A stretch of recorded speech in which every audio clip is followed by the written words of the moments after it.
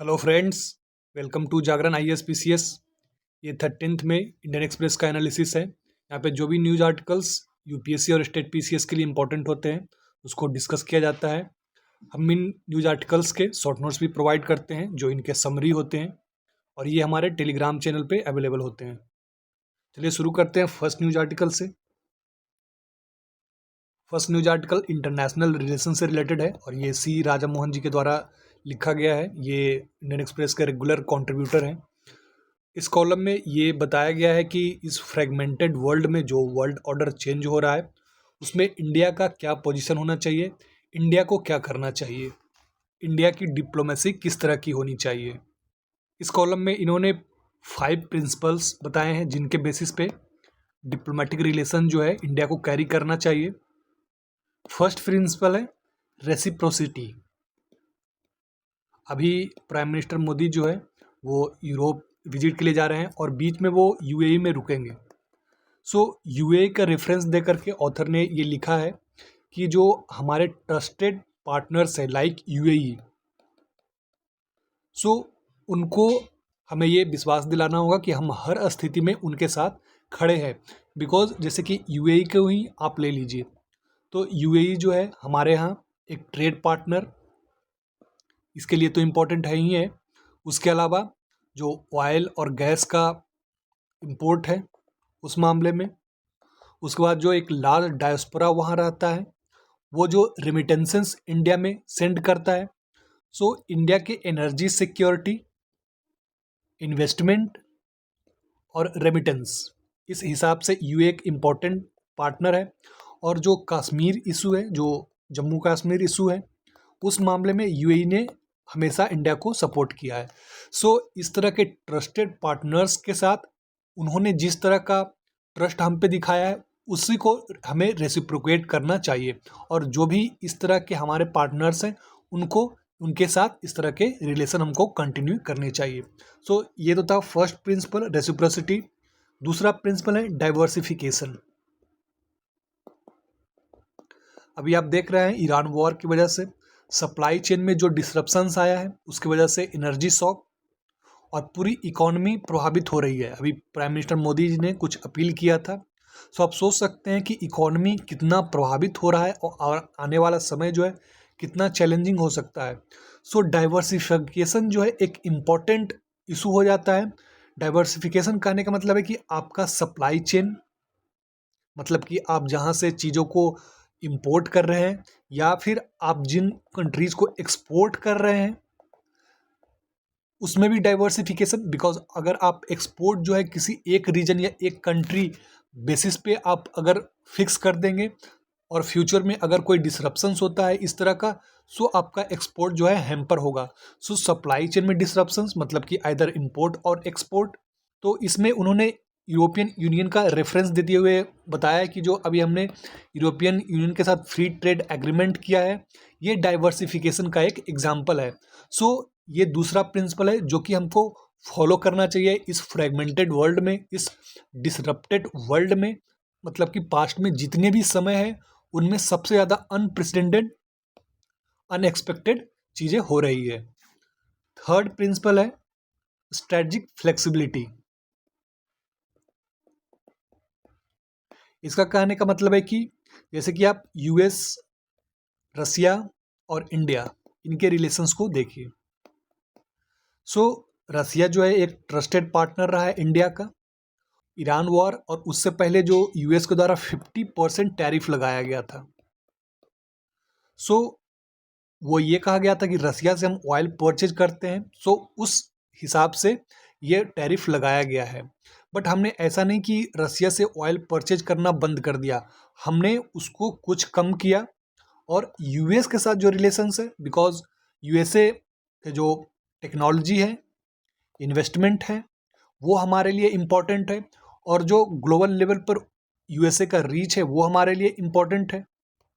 सो strategic flexibility कहने का मतलब है कि आप कंट्रीज़, दो कंट्रीज़ के साथ अगर रिलेशन रख रहे हैं तो उसको बैलेंस करके चलना। ऐसा नहीं कि आप किसी एक कंट्री को चुन ले और कुएं में कूद जाए। सो इसी को स्ट्रेटजिक फ्लेक्सिबिलिटी कहा गया है। मतलब कि आप अपने हिसाब से, अपने नेशनल इंटरेस्ट के हिसाब से, सिचुएशंस के हिसाब से अपने डिसीजंस को ले सकते हैं। इतना फ्लेक्सिबिलिटी आपके पास होनी चाहिए। फोर्थ प्रिंसिपल है स्ट्रेटजिक एक्सपेंशन, मतलब अपने रीच को एक्सपैंड करना। जैसे कि यहाँ अफ्रीका का ये रेफरेंस दिया गया है। अफ्रीका जो है आने वाले समय में एक ग्रोथ का, वर्ल्ड का इंजन बन सकता है, बिकॉज दूसरे एरियाज जो है लगभग डेवलपिंग या डेवलप्ड स्टेट में है, जबकि अफ्रीका जो है इसमें कहीं ना कहीं पीछे रह गया है। सो आने वाला समय जो है अफ्रीका के लिए हो सकता है। So Africa investment, growth, critical minerals, because Africa में क्रिटिकल मिनरल्स इनका काफ़ी रिजर्व है। सो इनके लिए हमें अफ्रीका को रीच करना चाहिए और इन जैसे एरियाज़ में हमारे रीच को एक्सपेंड करना चाहिए, ताकि आने वाले समय में हमको इसका लाभ मिल सके। जो फिफ्थ है वो है डोमेस्टिक रिन्यूएबल। कहने का मतलब कि ये जो चारों प्रिंसिपल्स है वो तभी वर्क करेंगे जब आप अंदर से इनर स्ट्रेंथ आपका मजबूत होगा। तो इसी को डोमेस्टिक रिन्यूअल कहा गया है।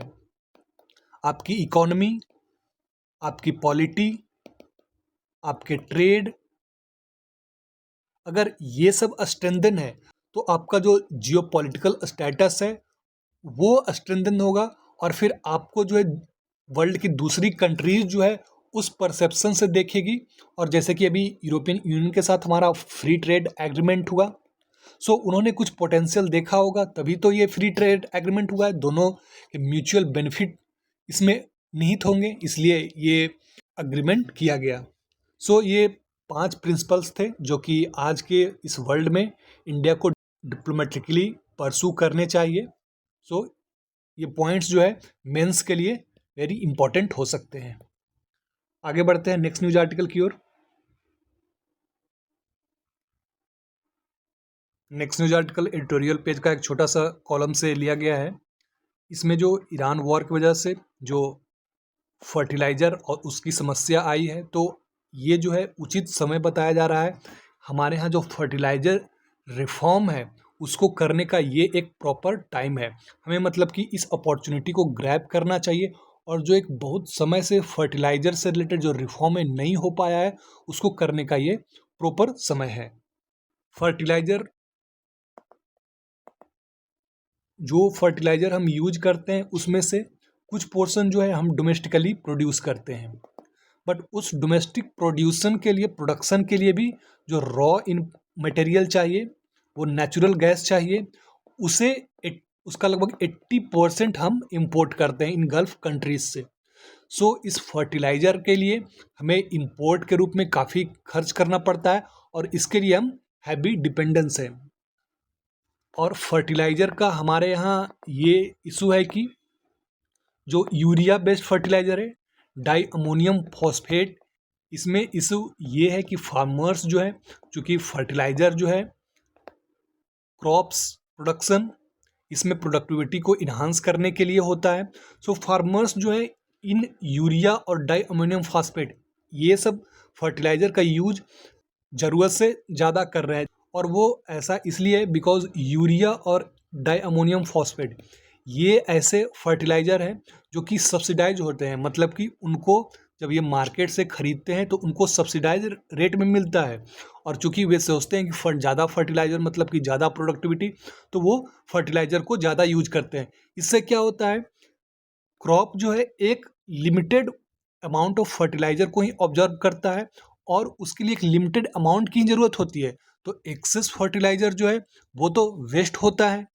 इसके उल्टे जो हमारे यहाँ ट्रेडिशनल फर्टिलाइज़र था, जैसे कि अमोनियम सल्फेट और सिंगल सुपर फॉस्फेट, ये जो है इनमें जो न्यूट्रिएंट्स होते हैं, जैसे कि अमोनियम सल्फेट है तो इसमें नाइट्रोजन और सल्फर ये लगभग इक्वल मात्रा में होते हैं, जबकि सुपर फॉस्फेट जो है इसमें फास्फोरस और सल्फर ये लगभग इक्वल अमाउंट में होते हैं। सो जब फार्मर्स जो है इन फर्टिलाइज़र का यूज करते थे, तब जो न्यूट्रिएंट चाहिए होता था, जितना रिक्वायर्ड होता था उसी अमाउंट में मिलता था। बट जो यूरिया और डाई अमोनियम फॉस्फेट इसके बेस्ड फर्टिलाइजर है, इनमें क्या होता है कि जैसे कि यूरिया को आप ले लें तो नाइट्रोजन इसमें लगभग 46% होता है। डायमोनियम फॉस्फेट इसमें फॉस्फेट जो है फॉस्फोरस लगभग 46% होता है। तो ये काफ़ी कॉन्सेंट्रेटेड होता है और कोई ना कोई एक एलिमेंट जो है हाई कॉन्सेंट्रेशन में होता है। सो ये ज़्यादा यूज होता है, एक्सेसिव यूज होता है उन एलिमेंट्स का। और इन फर्टिलाइज़र के लिए आइदर हम या तो पूरी तरह से इम्पोर्ट डिपेंडेंट है या फिर जो इनके रॉ मटेरियल्स नेचुरल गैस जैसे हैं उनके लिए इम्पोर्ट डिपेंडेंस है। तो उसमें हमारा काफ़ी खर्च होता है, काफ़ी इम्पोर्ट बिल जाता है और इस फर्टिलाइज़र सब्सिडी का जो बर्डन है वो गवर्नमेंट बियर करती है। और ये समझिए कि ये हमारा एक फॉरेक्स आउटफ्लो है, जैसा कि जो अभी प्रधानमंत्री जी ने अपील किया था फर्टिलाइज़र से रिलेटेड। सो हमारा फॉरेक्स रिजर्व जो है इसमें खर्च हो रहा है। सो इस आर्टिकल में बताया गया है कि अभी ये प्रॉपर टाइम है कि हम फर्टिलाइज़र से रिलेटेड जो है रिफॉर्म को उसको निश्चित करें और उसको टाइम बाउंड मैनर में करें। और इसके लिए जो सजेस्टेड रिफॉर्म्स दिए गए हैं उसमें कहा गया है कि जो फर्टिलाइज़र है उसके जो प्राइसेस है उसको सब्सिडाइज ना करके इसको मार्केट प्राइस पे ही इसको रखा जाए। कहने का मतलब है कि जो रिटेल में फर्टिलाइज़र को सेल कर रहे हैं तो उनको जो मार्केट से जितने में जिस प्राइस पे खरीद करते हैं तो उससे उसी प्राइस पे प्रॉफिट ऐड करके उनको सेल करना होगा। सो ये मार्केट प्राइस होगा। जबकि सब्सिडाइज प्राइस में क्या होता है, जो रिटेलर होते हैं उनको जब ये सेल करते हैं तो ये कम दामों पे करते हैं, वो फार्मर्स को करते हैं और उनको जो है रिटेलर्स को गवर्नमेंट के द्वारा ये इनपुट क्रेडिट दे दिया जाता है। सो एक तो सजेशन ये है कि इसको कि मार्केट लिंक फर्टिलाइज़र प्राइस होना चाहिए। और दूसरा किसानों को तब मतलब कि अगर मार्केट लिंक मतलब कि फार्मर्स जो है मार्केट प्राइस पे एक्चुअल प्राइस पे खरीदेंगे तो फिर फार्मर्स को कैसे फ़ायदा होगा। तो उनके लिए कहा गया है कि उनको जो डायरेक्ट इनकम है जैसे कि पीएम किसान, इसके तहत जो अमाउंट दिया जाता है, सो इस तरह के स्कीम से जो डायरेक्ट इनकम है उनको ट्रांसफ़र किया जाना चाहिए फार्मर्स को, ताकि जब फार्मर्स के पास एक्चुअल मनी आएगा तो उसको वो रैशनल तरीके से यूज करेंगे, ना कि वो सस्ते फर्टिलाइज़र को खरीद कर एक्सेसिव फर्टिलाइज़र यूज करेंगे। सो इस न्यूज़ आर्टिकल में ये बताया गया है कि क्या इशूज़ है फर्टिलाइज़र को लेकर के और रिफॉर्म के लिए हमें क्या करना है। नेक्स्ट न्यूज़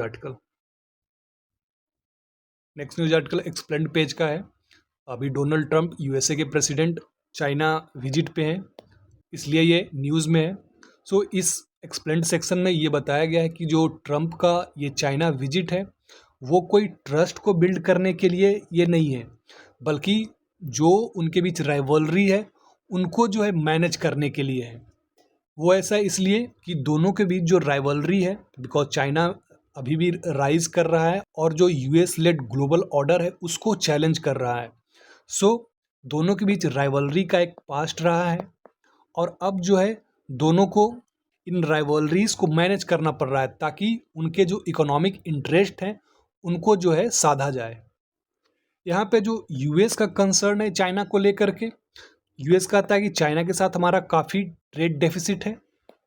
दूसरा, जो चाइना का एआई और उससे रिलेटेड जो इकोसिस्टम है सेमीकंडक्टर इकोसिस्टम, उसको लेकर के चाइना का डोमिनेंस बढ़ता जा रहा है। तीसरा, ताइवान एक इशू है। ताइवान जो है चाइना ताइवान को अपना एक इंटीग्रेटेड पार्ट मानता है और यूएस जो है इसको नकारता है, तो ताइवान एक इशू है। उसके बाद चाइना का जो मिलिट्री एक्सपेंशन है साउथ चाइना सी में और दूसरे एरियाज़ में, सो वो भी यूएस के लिए एक कंसर्न है। इसके बाद cyber threat, supply chain dependence, जैसा कि आप जानते हैं कि जो क्रिटिकल मिनरल्स है उसके लिए चाइना पे वर्ल्ड जो है काफ़ी कुछ निर्भर करता है। और उसके बाद जो ओवरऑल चाइना के द्वारा जो US led previous world order है उसको चैलेंज किया जा रहा है। सो ये सारे यूएस के कंसर्न है। इसके उल्टे जो चाइना के कंसर्न है वो यूएस के द्वारा जो सैंक्शंस लगाए जाते हैं, जो यूएस के द्वारा जो इकॉनमी को प्रेस करने के लिए जो स्टेप्स उठाए जाते हैं, जैसे कि चाइना जो है चिप और इस तरह के सेमीकंडक्टर एक्सपोर्ट काफ़ी चाइना में राइज हो रहा है। सो इस तरह के राइज को दबाने के लिए यूएस जो स्टेप्स उठाता है तो वो चाइना के लिए कंसर्न है। इसको लेकर के जो यूएसए का सपोर्ट है वो चाइना के लिए कंसर्न है। और यूएसए का इंडो पैसिफिक में जो अलायंस है चाइना को काउंटर करने के लिए, ये भी एक चाइना के लिए एक इशू है। सो चाइना जो है इन सब को अपना एक सॉवरेंटी इशू मानता है। मतलब कहने का मतलब कि उसका कहना है कि यूएस जो है उसके एरियाज में इंटरफेयर कर रहा है, उसके सॉवरेंटी में इंटरफेयर कर रहा है। सो दोनों के अलग अलग अपने अपने कंसर्न हैं और उसी कंसर्न को मैनेज करने के लिए ये मीट किया जा रहा है, न कि ट्रस्ट बिल्डिंग के लिए किया जा रहा है। ये यही जो है इस एक्सप्लेन्ड सेक्शन में समझाया गया है। उसके बाद जो नया बैटल ग्राउंड अभी शुरू हो रहा है वो है एआई का। जैसा कि आप जान रहे हैं कि एआई जो है हमारे लाइफ के हर एस्पेक्ट में एंटर कर रहा है।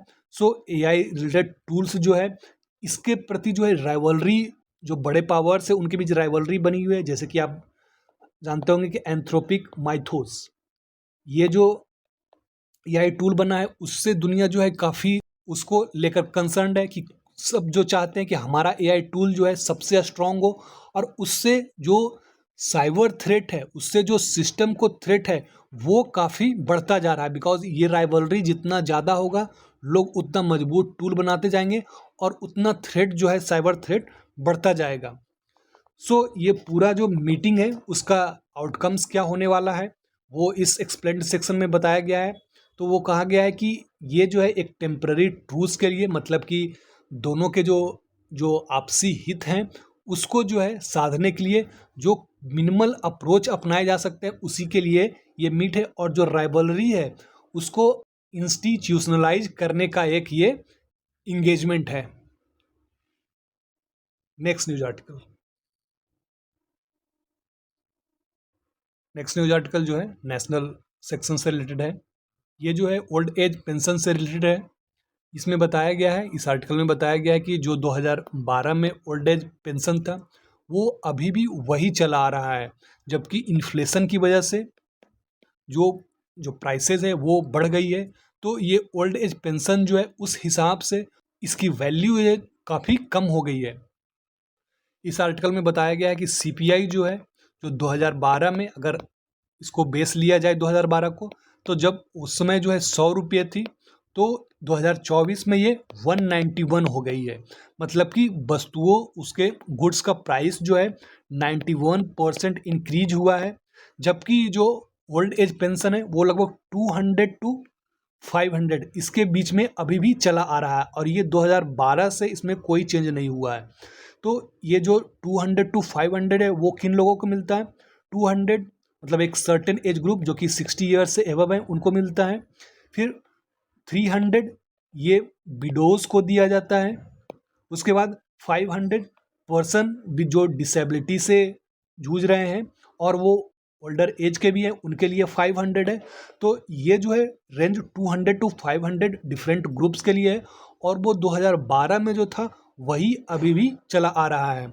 सो इसको जो है चेंज करने की ज़रूरत है और इसके लिए जो रिकमेंडेशन दिया गया है इस आर्टिकल में ये बताया गया है कि इसके लिए एक नेशनल फ्लोर पेंशन इसको फिक्स करना चाहिए। जैसे कि हम मिनिमम वेज ये फिक्स करते हैं तो उसके तरह ये भी एक ऐसा बेसिक पेंशन ओल्ड एज के लिए फिक्स करना चाहिए। और फिर सीपीआई लिंक जो है मतलब कि इन्फ्लेशन लिंक जो है एनुअल रिवीजन करना चाहिए। सो ये न्यूज़ में है तो इससे रिलेटेड जो इम्पोर्टेंट जो फैक्ट्स है वो आपको ध्यान रखने चाहिए। नेशनल सोशल असिस्टेंस प्रोग्राम इसको 1995 में लाया गया था और इसमें जो पहले से डिफरेंट स्कीमें थी गवर्नमेंट की उसको क्लब करके एक कर दिया गया था और ओल्डर एज को पेंशन प्रोवाइड किया गया था। सो इससे रिलेटेड जो फैक्ट्स हैं वो इम्पोर्टेंट हो जाते हैं प्रीलिम्स पॉइंट ऑफ व्यू से। सो ये था आज का इंडियन एक्सप्रेस का एनालिसिस। आई होप आपके लिए यूजफुल रहा होगा। All the best. Thank you for watching.